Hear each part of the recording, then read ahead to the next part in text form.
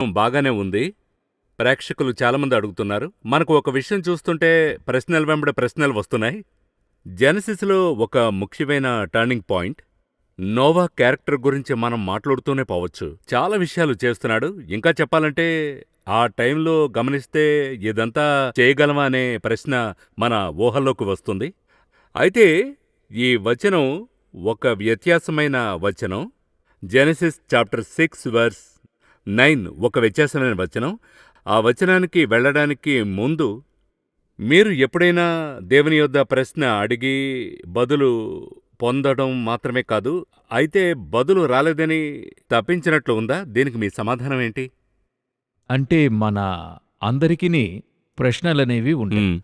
ఎందుకంటే మనం హ్యూమన్. సహజంగా మనందరికీ ఉంటుంది. దూతలై ఉంటే అడిగుండేవాళ్ళం కాదేమో. మనిషిగా ఉన్నప్పుడు ఒక ప్రశ్న ఉంటూనే అవును. ఉంటది. దేని గురించైనా ఒక ప్రశ్న ఉంటూనే ఉంటది. అవసరతలను గూర్చి యోచిస్తుంటాం.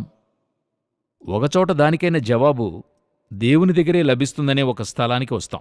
దేవుడే మనకు జవాబిచ్చేవాడు, ఆయన తప్ప పలువురిని వేరెవరు. నమ్మి ఉంటాము. అవును. అది ఒక పీరియడ్‌లో ఎలాగవుతుందంటే, ఆరంభంలో అందరి దగ్గర అడుగుతాం. తర్వాత సెలెక్టివ్‌గా కొంతమంది దగ్గర అడుగుతాం. చివరికి దేవుని దగ్గర మాత్రం అడుగుతాం. తెలుస్తోంది. అవును. తెలుస్తుంది మనకి. స్పష్టమైంది. స్పష్టమవుతుంది. అందరి దగ్గర అడిగిన కాలంలో అలుపు ఎక్కువ కనపడుతుంది. అవును. సెలెక్టివ్‌గా అడిగినప్పుడు అలుపు తక్కువ అవుతుంది. అయితే మంచి ఉంటుంది, చెడు ఉంటది. అయితే దేవుని దగ్గర అడిగేప్పుడు అలుపే ఉండదు. కరెక్ట్ అయింది మాత్రం వస్తుంది. పీస్ ఆఫ్ మైండ్ పీస్ ఉంటుంది. Of mind. ఈ స్పిరిచువల్ స్టాండర్డ్ రావడానికి కొంతకాలం అవుతుంది చూడండి. నాకు చాలా కాలం పట్టింది. ఒక పైన ఒక పయనమది. ఆరంభంలో ఏ ఒక విషయానికైనా అక్కడిక్కడ అడుగుదాం. ఒకరోజు దేవుని దగ్గర ఇది చదువుతున్నప్పుడు నాకు 2-3 బైబిల్ టీచర్స్ తెలుసు. వాళ్ళని అడిగి తెలుసుకుందాం అన్నప్పుడు దేవుడు మాట్లాడాడు. వెళ్ళి ఏం అడుగుతావు అనేది. మంచి ప్రశ్న. నువ్వు ఇంకొకరినే డిపెండ్ చేసుకుని ఉంటున్నావు. నువ్వు నన్ను డిపెండ్ చేసుకుంటే ఈజీగా ఉంటది అన్నప్పుడు అప్పుడు కొంత నేను ఆలోచించా. నేను ఎప్పుడు చెప్తా, మనం ప్రశ్నలు అడుగుతున్నాం అంటున్నారు కదా, నా దగ్గర నా యొక్క పర్సనల్ స్పిరిచువల్ లైఫ్ అడిగితే అనేకసార్లు దేవుడు నన్ను ప్రశ్నిస్తాడు. అవునా? వెంటనే మీరు ఏంటి దేవుడు మిమ్మల్ని అడుగుతాడా? మీరు జవాబు దేవునికి చెప్తారా? అది కాదు. అలా చదువుతున్నప్పుడు ఎందుకు ఇదిలాగుంది అంటాడు. ఎందుకు ఈ విధంగా చెప్పబడింది? అప్పుడు మనకి ఆ క్వశ్చన్ వస్తుందంటేనే, ఒక క్వశ్చన్ మనకు వస్తుందంటేనే ఏదో దేవుడు మనకి చెప్తున్నాడనే అర్థం. ఏదో ఒకటి మాట్లాడబోతున్నాడని. ఆ క్వశ్చన్ వచ్చి మనల్ని కన్ఫ్యూజ్ చేస్తుంటది. అయితే మనం ఆ జవాబు పొందుకునేంత వరకు ప్రశాంతంగా నిద్రపోలేం. ఇప్పుడు నెబుకద్నెజరుకి ఒక స్వప్నం వచ్చింది, ఇది గాడే అదిచ్చాడు, కానీ అతన్ని నిద్రపోనివ్వలేదు. జవాబు స్వప్నమే దొరకలా. తిరిగి అతనికి రాలేదు. అది మర్చిపోయాడు. ఏదో అయితే ట్రేస్ ఉంది. స్వప్నం వచ్చిందని అవును, తెలుస్తోంది. కొంతమంది చెప్తారు చూడండి, ఇక్కడుంది రావట్లేదు అంటారు. ఆ పేర్లని జ్ఞాపకంలో ఉంటే కానీ రావు. ఆ విధంగా అయిపోయాడు. అప్పుడు ఆయనకి ఆ జవాబు దొరికేంత వరకు గాడే ఆ యొక్క ఇంపాక్ట్ని అక్కడ కలుగు చేస్తున్నాడు. అతనికి జవాబు ఇవ్వాలి, తద్వారా మనము జవాబు పొందుకోవాలి. దానికి అతను ప్రశ్న అడగాలి. అతను ప్రశ్నించడానికి ఇటువంటి సిచ్యువేషన్ ఏర్పరుస్తున్నాడు. ఇవన్నీ కూడా గాడ్ స్క్రీన్ ప్లే చూడండి. అదేవిధంగా మనం చదువుతున్నప్పుడు పలు విషయాలలో ఇదెందుకు ఇట్లా ఉంది, ఎందుకు ఈ విధంగా చేస్తున్నారు అని అడుగుతున్నప్పుడు మనకది కన్ఫ్యూషన్ కావచ్చు. ఇక కొంతసేపటికో కొంతకాలం తర్వాతో దానికైనా జవాబు మనకు దొరుకుతుంది. సో ఇటువంటి అనుభవాలు అనేకములు. కొన్నిసార్లు మనం చదువుతున్నప్పుడు మనకి అర్థం కాదు. అలాంటప్పుడు ఎవరినన్నా అడుగుదామని ఆలోచిస్తున్నప్పుడు దేవుడు చెప్పాడు, నన్నడుగు. ఇప్పుడు కూడా నేను చెప్తాను. ఎన్నో ప్రశ్నలు నేను అండర్లైన్ చేసి పెట్టుకున్నాను. దేవుని దగ్గర అడుగుతున్నాను, ఇదెందుకు ఇలాగ ఉంది, ఇదెందుకు ఇలాగుంది, దీనికేంటి వివరం అని అడిగేవాణ్ణి. దానికైనా ప్రాసెస్ వచ్చి ఈ బైబిల్ అంతా చదువుకుంటూ వచ్చేప్పుడు ఎక్కడో ఒక దగ్గర జవాబు ఉంటుంది. న్యూ టెస్టిమెంట్లో చదివేదానికి ఓల్డ్ టెస్టిమెంట్లో జవాబు ఉంటుంది. అప్పుడు నేను ఇది చదివితేనే అక్కడ ఒక ఎక్స్ప్లెనేషన్ దొరుకుతుంది. అక్కడ అది చెప్పబడుతుంది. గతంలో ఉపమానముల రహస్యములనే ప్రోగ్రాం చేశాం. ద్రాక్షతోట ఉపమానం చదువుకుంటూ వస్తాం. ఆ ద్రాక్షతోట అంటే ఏంటనేది జవాబు ఎక్కడ ఉంటదంటే ఐసయాలో ఉంటది. అప్పుడు నేను యెషయా చదువుకుంటూ వచ్చేప్పుడు ఈ ద్రాక్షతోటకైన జవాబు నాకు దొరుకుతుంది. ఆ విధంగానే దేవుడు అనేకసార్లు మనల్ని ఆలోచింపజేస్తాడు. ప్రశ్నలు ఆయనే పురిగొలుపుతాడు, ఆయనే జవాబునిస్తాడు. ఒక బుక్ చదివాను రీసెంట్గా. అందులో పరిశుద్ధాత్మ గురించి చెప్పినప్పుడు 350 టైమ్స్ మెన్షన్ అయింది. బైబిల్లో old testament and new testament. మనం యూజువల్గా పరిశుద్ధాత్మ అంటే న్యూ టెస్ట్మెంట్ అనుకుంటాం. సహజంగా ఓల్డ్ టెస్ట్మెంట్లో ఉన్న విషయాలు పరిశుద్ధాత్మని రాయబడి ఉంది. ఇంకా చెప్పాలంటే జెనిసిస్లో ఫస్ట్లోనే హోలీ స్పిరిట్ స్టార్ట్ అవుతుంది. సో ఇప్పుడు నేను ప్రశ్నకు వస్తున్నాను. నోవా గురించి మాట్లాడుతున్నాం. మీరు కోవిడ్ టైంలో దేవుడు ఒక పెద్ద ప్రణాళిక ఇచ్చాడు. ఒక బైబిల్ కాలేజ్ కట్టే ప్రణాళిక. అన్నీ స్టాండ్ స్టిల్ అయ్యాయి. అయితే ఒక ప్లాన్ ఇస్తున్నాడు. ఈ ప్లాన్ ఇచ్చినప్పుడు ఒక వ్యత్యాసమైన పరిస్థితి, వ్యత్యాసమైన మనోస్థితి. ఎందుకంటే నార్మల్ సిచ్యువేషన్లో ఒక ప్రణాళికను ఇచ్చి ఇది ఇలా చేయండి అంటే అది వేరే. అయితే నోవాను గమనించండి, అదే మాదిరి ఒక డిఫరెంట్ సిచ్యువేషన్‌లో ఒక ప్లాన్ ఇచ్చాడు. నేను నోవా వద్దకు వెళ్ళడానికి మీ యొద్దకొస్తాను. ఈ ప్రణాళిక కోవిడ్ టైంలో చేయాలని చెప్పి, ఎలా ఇది మనకు అసాధ్యమైతే ప్రణాళిక వస్తుంది? ఎలా దీన్ని అనుకరించాలి? ఇప్పుడు మీరు నన్ను అడిగినందున నా యొక్క పర్సనల్ Personal ఎక్స్పీరియన్స్ నేను experience. చెప్తాను. నాకు దేవుడొచ్చి 2016 కంటే కూడా ముందుగానే ఒక బైబిల్ కాలేజ్ కాన్సెప్ట్ని నాలో ప్రేరేపించాడు. దీన్ని చేయమనేటువంటి ఆలోచన, నెక్స్ట్ జనరేషన్ని రెడీ చేయాలనే విధంగా నాతో మాట్లాడుతూ ఉన్నాడు. అప్పుడు దేవుడొచ్చి నాతో యథేచ్ఛగా మాకు బైబిల్ కాలేజ్ స్థలాన్ని ఒకరి ద్వారా దేవుడు మాకు ఇస్తున్నాడు. హ్మ్. ఇచ్చి ఇది నువ్వు చెయ్యి అని చెప్పినప్పుడు వాళ్ళు పర్టికులర్గా బైబిల్ కాలేజ్ కంటూ ఇస్తున్నారు. వాళ్ళు ఎందుకని అడిగినప్పుడు మేము బైబిల్ కాలేజ్ కన్నప్పుడు వాళ్ళు దానికే యూజ్ చేయమని చెప్పి ఇచ్చారు. సో ఆ యొక్క టైం ఇదొచ్చి 2018, వాళ్ళిచ్చింది 2016. అయితే 2018 వరకు మేము వెయిట్ చేస్తుండాం గాడ్స్ ప్రెసెన్స్ లో ఏం చేయాలని. గాడ్ అప్పుడు రివీల్ చేశాడు అందులో ఏమేం చేయాలి, ఎలా చేయాలి అనేటువంటిది. డిట్టోగా చూసినట్లయితే మోసెస్కి ప్లాన్ ఇస్తున్నాడు. చేయడానికి నిపుణత కలిగిన బెసలేలును దేవుడు అతన్ని సిద్ధపరుస్తాడు. మోషే ఏంటంటే దేవుడు చెప్పిన పనిని జరిగించడం వరకు మాత్రమే. ఇదే విధంగా ఆ బైబిల్ కాలేజ్ విషయంలో మేము ఆరంభించేప్పుడు దేవుడు మాకు చెప్పాడు ఇదే చేయబోతున్నామని. కానీ అది కట్టించే బాధ్యత మరొకరి చేతికిచ్చాడు. హ్మ్. అతనే ప్లాన్ వేస్తున్నాడు, అన్నీ చేస్తున్నాడు. మాకు ఏంటి ఒక గొప్ప ఆశ్చర్యం అని చూసినట్లయితే అది అట్లే ఎక్స్పాండ్ చేస్తున్నాడు. దేవుని యొక్క ప్లాన్ అక్కడ జరగటం నేను చూస్తున్నాను. కోవిడ్ టైంలో. కోవిడ్ టైంలో లాక్ అయిపోయింది, ఫుల్ లాక్డౌన్. నేను 2-3 విషయాలు సాక్ష్యముగా ఇప్పుడు అడిగినందుకు చెప్తున్నా. ఒకటి, నేనక్కడికి వెళ్ళలేను, చెన్నై వదిలి బయటికి వెళ్ళలేను. అయితే బైబిల్ కాలేజ్ కట్టడానికి దేవుడు ఆ పీరియడ్లోనే అన్ని రెడీ చేస్తూ ఉన్నాడు. ఆ డబ్బు అది విషయాలన్నీ unusual కూడా time. అన్యూషువల్ టైం, ఏం చేయలేం. దేవుని దృష్టిలో ఇది అన్యూషువల్ టైం కాదు. మూడవది, దానికంటే టాప్ మోస్ట్ విషయం ఏంటని అడిగినట్లయితే అప్పుడు ఆ సమయంలో కట్టడానికి వస్తువులు దొరకవు, కొట్లని మూసుంటావు. అవును. కానీ మాకు లభించేలా చేశాడు.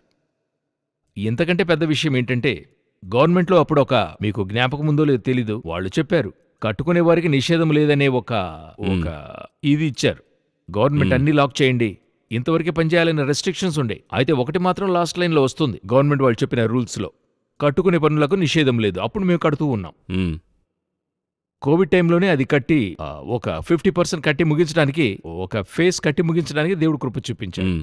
నేనెప్పుడు చెప్తా, గాడ్స్ ప్లాన్ మీకు ఉన్నట్టయితే, అది దేవుడిచ్చాడనే కన్ఫర్మేషన్ మీకు వచ్చినట్టయితే, అది ఆపడానికి ఎవరి వల్ల కాదు. అయితే దేవుడు అది చేసి ముగిస్తాడు. ఎందుకు? ఆయన గాడ్. అందరూ చేస్తున్నప్పుడు చేస్తే అది నార్మల్. హ్మ్. వారి ఎవరూ ప్రణాళిక. చేయలేనప్పుడు చేస్తున్నాము కదా, అదే గాడ్ సూపర్ న్యాచురల్. హ్మ్. అది ఒక్కొక్క విషయంలోనూ మిరాకిల్ చూస్తూ వచ్చాం. దానికి నా యొక్క పని ఏంటంటే, I need to seek his presence. హ్మ్.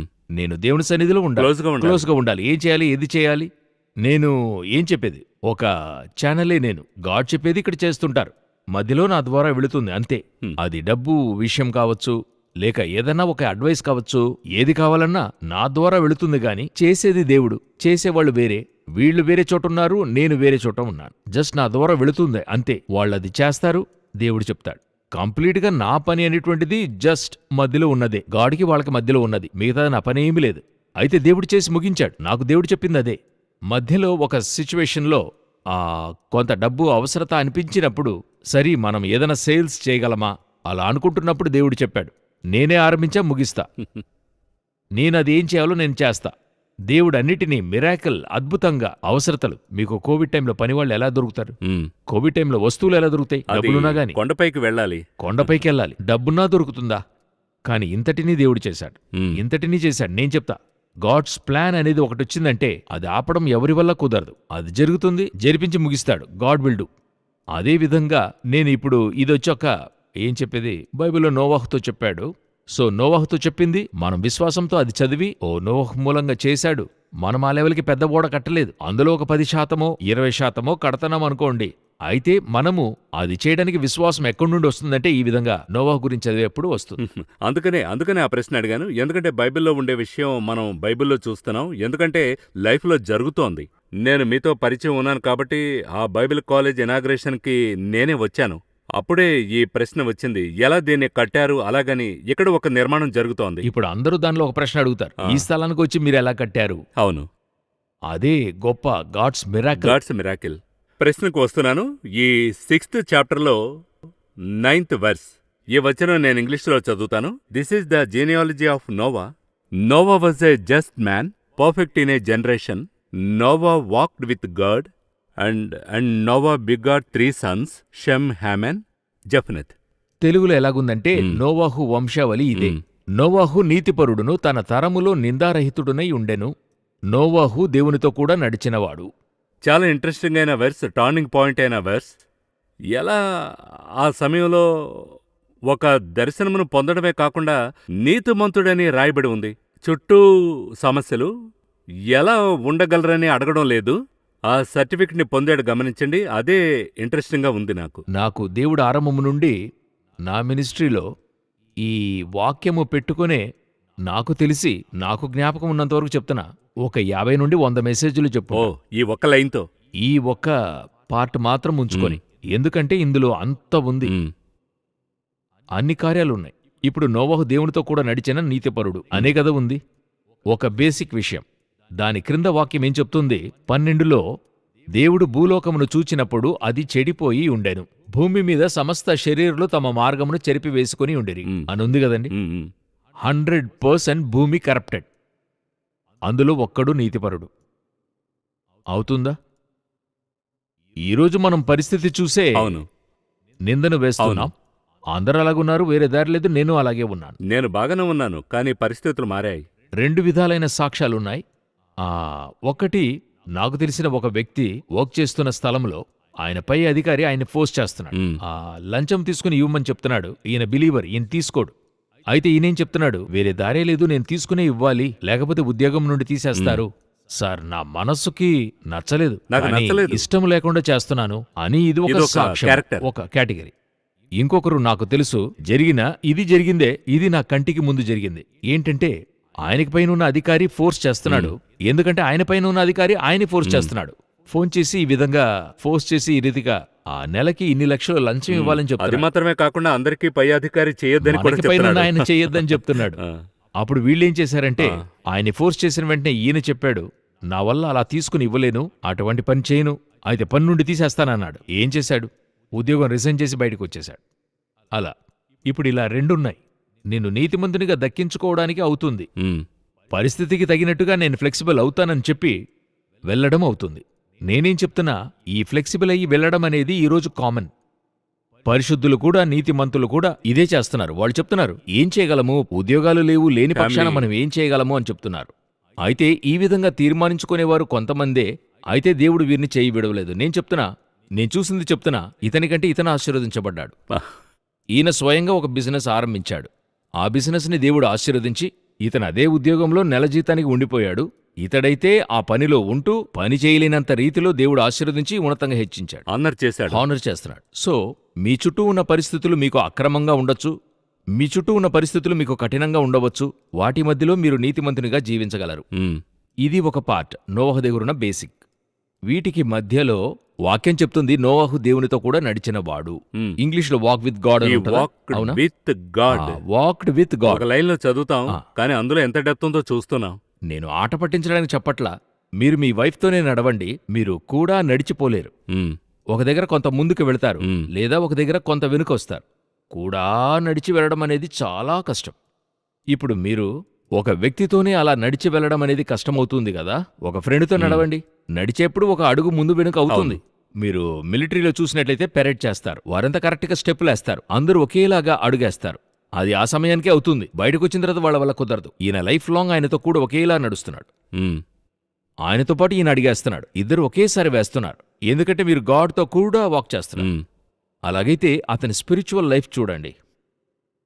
ఇది ఒక ప్రక్క జరుగుతూ ఉంది, మరొక వైపు ఇతనికి ఒక దర్శనమిస్తున్నాడు దేవుడు. ఇది చూసిస్తున్నాడు, ఇంత మంచివాడుగా ఉన్నాడే, నీతిమంతుడుగా ఉన్నాడే, సరే ఇతనికి మనము తన యొక్క ప్లాన్ లో అతనికి ఒకటి ఇస్తున్నాడు, ముఖ్యమైన ప్రణాళిక. అవును, అదొచ్చి ఓల్డ్ విషన్, ఓల్డ్ ప్లాన్. అది ఇతని ద్వారా జరిగిస్తున్నాడు. ఈ విధంగా లోకము నాశనం కాబోతుంది, అందులో నేను కాపాడతాను, నువ్వు చితిసారకపు మ్రానుతో ఒక ఓడను చేసుకో అని స్పెసిఫికేషన్ ని చెప్పి డైమెన్షన్ నుండి ఏ మ్రానుతో చెయ్యాలి, ఎలా చెయ్యాలని చెప్తున్నాడు. ఇతను ఇది చెయ్యాలి, వాకింగ్ విత్ గాడ్ చేస్తూ ఉండాలి. అదే సమయంలో ఏం చేయాలి, రెండవ పార్ట్, ఈ పనిని కూడా చెయ్యాలి. దీనికి ముందు ఎక్స్పీరియన్స్ కూడా లేదు, అటువంటిది లేదు. ఇప్పుడు ఇతను పనిచేస్తున్నప్పుడు ఇంతటి పెద్ద ప్రాజెక్ట్, ఇంతవరకు ప్రాజెక్ట్. Mega project. దీనికి బదులు దేవునితో ఎలా సంచరించగలరు? సంచరించే తీరాలి. నాట్ ఓన్లీ ప్రేయర్, నేను పొద్దునే ప్రేయర్ చేశాను, బైబిల్ చదివాను, ఇది కాదు. And Noah walked with God. So ఒక విషన్ క్యారీ చేస్తూ దేవునితో నడిచేది. ఇది రెండవ పార్ట్. మూడవది, అతి ప్రాముఖ్యంగా నోవాహుతో ఉన్న మరొక విషయం ఏంటంటే, ఈ యొక్క విషన్ని తన ఫ్యామిలీకి తరలిస్తున్నాడు, అక్కడికి నడపాలి. ఈరోజు ఎంతమంది వల్ల సాధ్యమవుతుంది అనుకుంటున్నారు? వర్క్లో ఉంటారు, ఫ్యామిలీ మిస్ అవుతుంది. వర్క్ అధికం అవుతున్నప్పుడు ఫ్యామిలీ మిస్ అవుతుంది. పిల్లలు వాళ్ళేం చెప్తారు? నానొచ్చి పని అనే పనిలో బిజీగా ఉన్నాడు, ఇక్కడ వచ్చి నన్ను గమనించనంటున్నాడు. భార్య ఏమంటుంది? మీరెప్పుడు పని ధ్యాసలోనే ఉంటారు, మాతో ఎప్పుడన్నా షాపింగ్కి వచ్చారా, కూర్చుని మాట్లాడతారా అని చెప్పి అక్కడ ఒక ప్రక్క ఇదవుతుంది. అప్పుడు ఇతను అక్కడ ఎందుకు అంత బిజీగా ఉన్నాడనేది ఇక్కడ ఏం చేయలేకపోతున్నాడు, మేనేజ్ చేయలేకపోతున్నాడు. వాళ్ళకి ఏమాత్రమూ ఇతను తెలియజేయలేకపోతున్నాడు. వాళ్ళు కూడా అది అక్సెప్ట్ చేయలేకపోతున్నారు. నాకిది ఎంతో ఆశ్చర్యంగా ఉంటది. ఈ మిలిటరీలో వెళ్ళి పనిచేస్తారు చూడండి, వాళ్ళ ఫ్యామిలీ అతన్ని అర్థం చేసుకుంటుంది కదా.